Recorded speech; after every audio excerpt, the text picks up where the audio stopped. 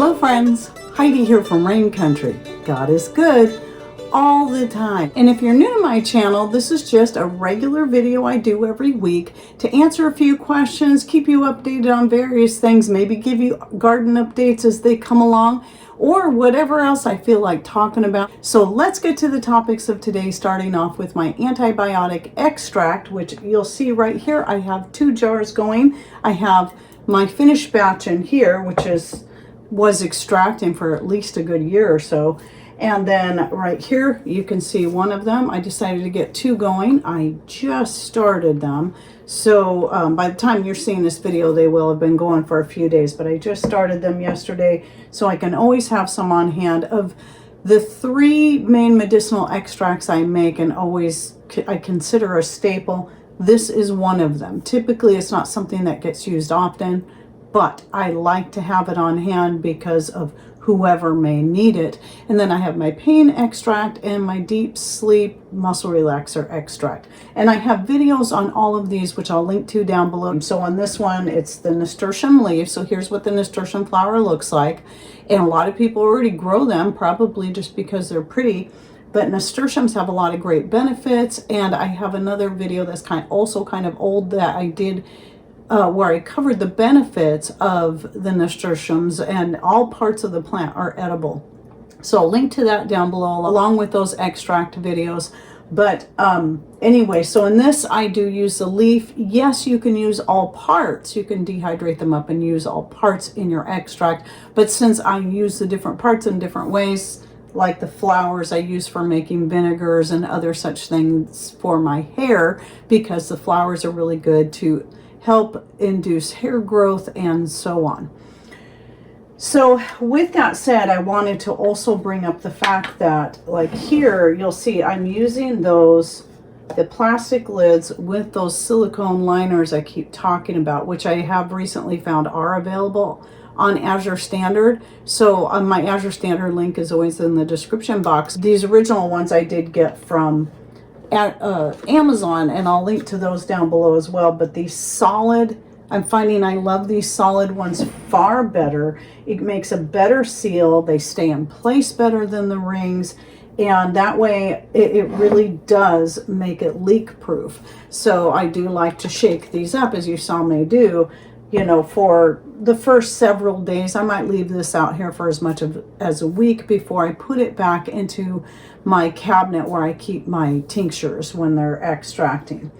So I wanted to bring this up because I have mentioned in the past using lids like this that will fit inside your plastic lids, the ball ones like this, or most of any other plastic lids, which will help give it a better seal. However, when it comes to making extracts, I do find it best to go with plastic and silicone, because when you're extracting, especially if something that you forget about and it sits back there for years and you've got the metal lids with the metal bands, those things can corrode over time due to the alcohol or the vinegar or whatever it is you're using, and then cause, you know, not only ruin the lid and the band, but cause it to stick to the jar and make it very, very difficult to get off. And so as I'm pulling out some older extracts, I've been switching things out to the plastic lids with those silicone liners in them, such as this one right here.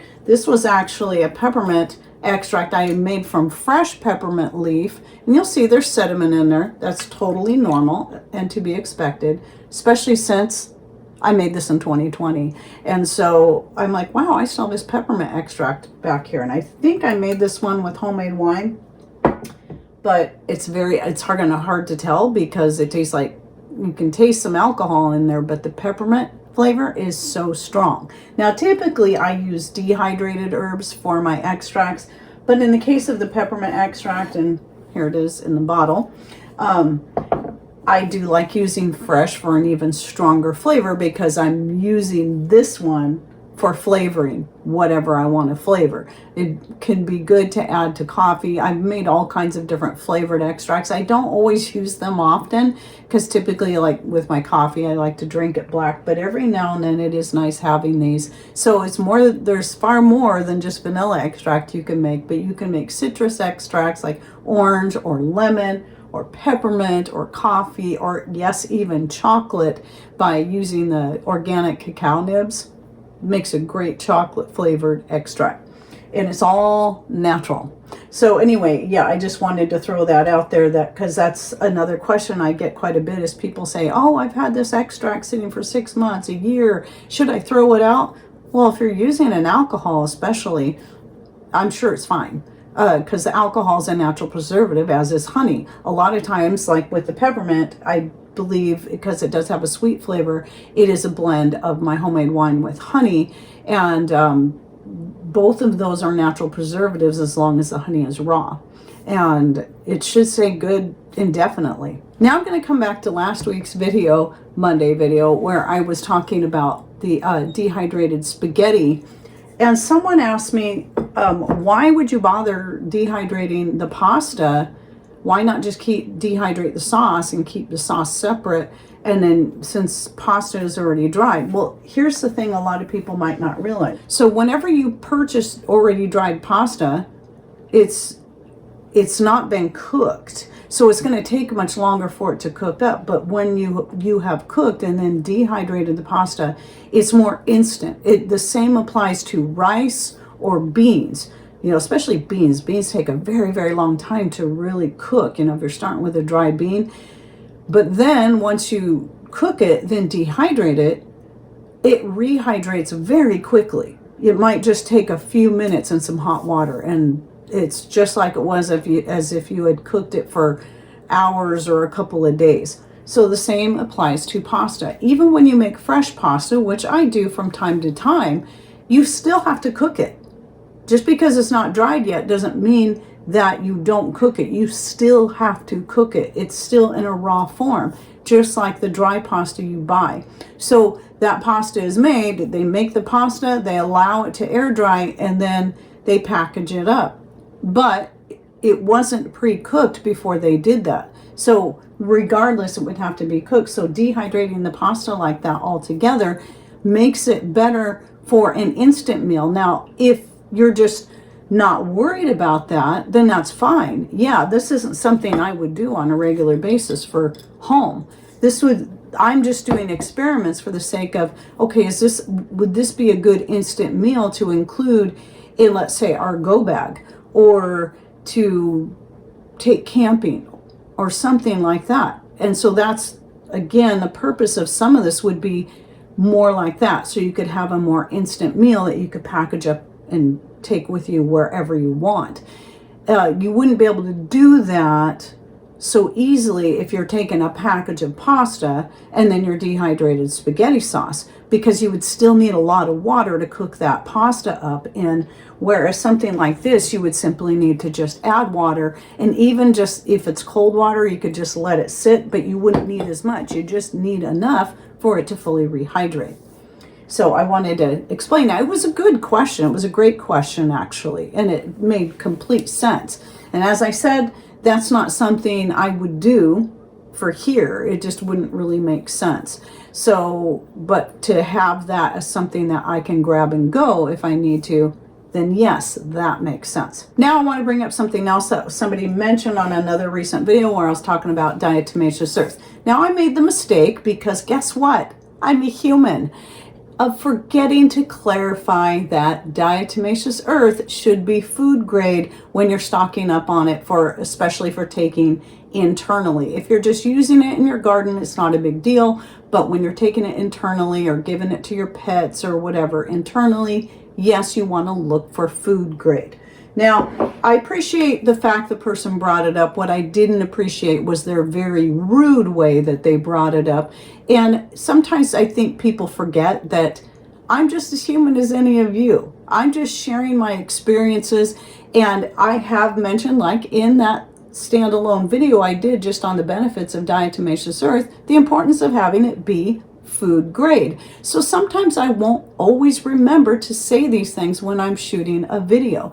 And so I just appreciate if people just exercise a little bit of grace, and if it's something you think is important enough that should have been said, sure, make a comment and just be polite about it instead of being disrespectful and condescending. And I appreciate that when people do bring up things that I miss and are polite and respectful about it, because they know I'm just as human as they are, and they could have just as easily forgotten to say it.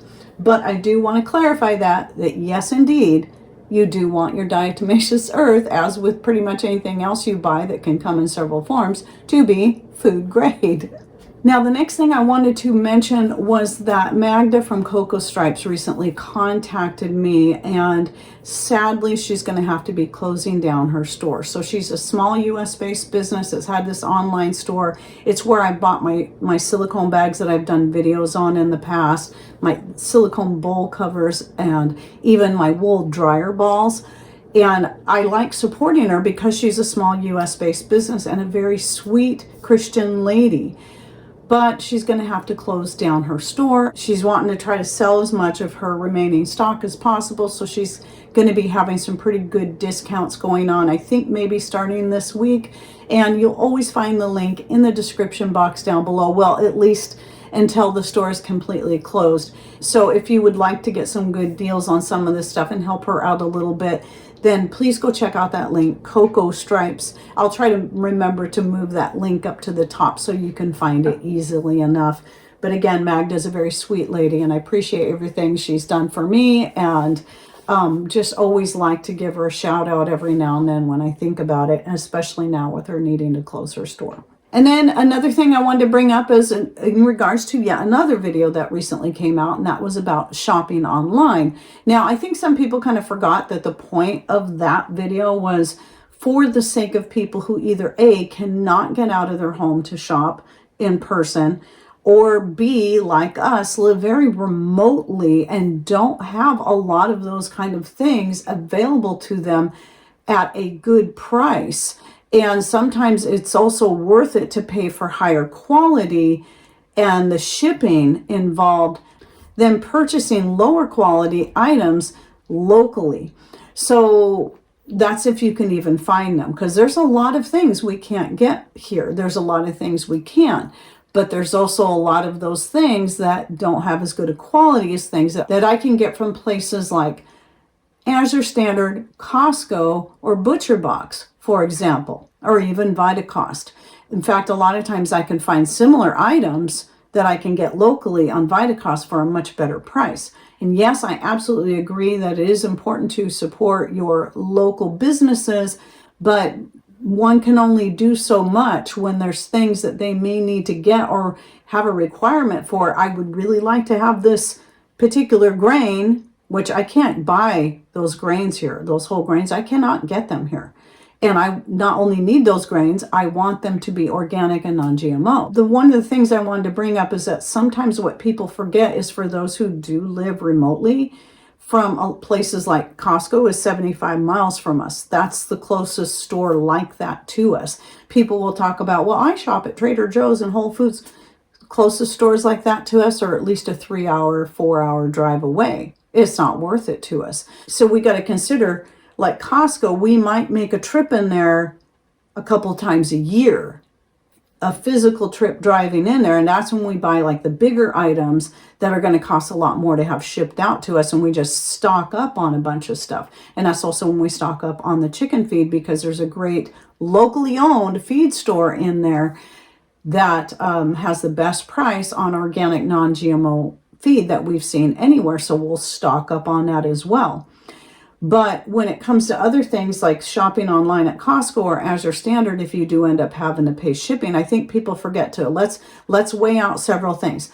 What is the actual cost per pound when I add the shipping in? Is it still better than something I can find locally or at this other store? And is it also better than what it would cost me in my time, my fuel, and the wear and tear on my rig to be able to drive the 75 miles or the 3 to 4 hours it takes to get to one of these stores so I can buy in bulk there. What's going to be more worth it? Well, my time is very limited. I don't even have time to run to a local store if I need anything like that, which is very, very rare. But if Pat happens to be out and about and needs to go to the store to get some kind of widget, then I'll say, hey, why don't you grab some bananas while you're there? Because we haven't had bananas in a while, but we don't need them. We could live without them, but things like that. But for me just to go out and go shopping, I don't have time for that. I really don't. So it's not even just about being remote and not having as much options. It's also about my time is valuable. The time I spend with my grandbabies, the time that I spend pouring into my channels to help not only teach others, but it is also my full-time job, and it's where I earn my income. So that we can keep stocking up, so that we can keep investing in the work that we're doing on our other piece of property, or expanding out our gardens, and of course paying the taxes that even though we're out of debt, there's always still taxes, right? So at any rate, I just want to make that clear that obviously if you have local physical stores that carry all this great stuff that you can get at a better price, sure, that makes perfect sense. I'm not telling people to shop like I do. I'm trying to share with people what I do, because they may be in a similar type circumstance and just want some good places to purchase from. Now, if you're on the other side of the states, or if you're in another country, Azure Standard is clearly not going to be the place for you, because they're more local to us, and that's why we can get a better price with the shipping and all that than somebody across the states, unless they have a drop point near them. And we don't. The nearest one is, again, 60 miles away. And that would involve scheduling a trip, and it would be the same. It would be the same thing. So it's worth it to me to pay for shipping to have it sent here, especially when I figure out the price per pound. And then one more thing I want to remind everyone, don't forget about my live shows that are now all over on my Rain Country live channel, which you'll always find now linked in the description box down below. I do a live show every Wednesday and every Sunday over there, starting between 11:30 and 11:45 a.m. Pacific Standard Time. So remember, I'm on the West Coast, so your time zone could be very different from mine, but I'm in Pacific Standard Time. If you go over there and you see a scheduled live show, it should tell you how many hours out it is before it starts. It might be 30 minutes, it might be 4 hours. Usually when I get up in the morning and I get all my other stuff done, then I try to schedule my show at least 4 to 5 hours in advance so people have that notice. But if you're not subscribed there, you might be missing those live shows. But also know that what I do, if you're not a fan of live shows, because a lot of people are not, and I totally get that. But here's the good news, is that, and you'll be seeing more and more of this coming out, is that I take the important sections, topics of those live shows, and then I whittle them down to somewhere between 20 and 40 minutes tops. Preferably I try to go as short as possible to really condense everything as much as I can, so that you're getting all the main important topics along with the pictures and the video clips that I cannot add while I'm doing the live show. So you're getting a little bit more there in a lot less time. So that will be more suitable to people like that, and they go on this channel rather than on the Rain Country Live channel. So you can get the best of both worlds. Those people who do like the live shows but still like to watch these others, well, there's going to be about a 4 to 6 week gap between the live show and that outtake, so that it might be fresh and new to you again when it shows up on this channel. So anyway, just wanted to let you know that. Don't forget to subscribe to that channel. If nothing else, even if you don't like lives or shorts, because that's the other thing that goes on over there, you may just want to subscribe so that if something happens to this channel, you'll know where else to find me, as well as Rumble, which is also always linked in my description box. All right, well, I hope you enjoyed my this and that for the week, and any thoughts, ideas you'd like to share, please put them in comments down below. And thanks for watching. Take care, and God bless.